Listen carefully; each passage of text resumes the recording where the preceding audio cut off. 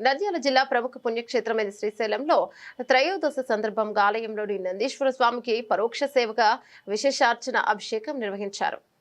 ప్రతి నెలలో శుద్ధ త్రయోదశి బహుళ త్రయోదశి రోజులలో భక్తులు నందీశ్వర స్వామి పూజను పరోక్ష సేవగా జరిపించుకునే దేవస్థానం అవకాశం కల్పించింది.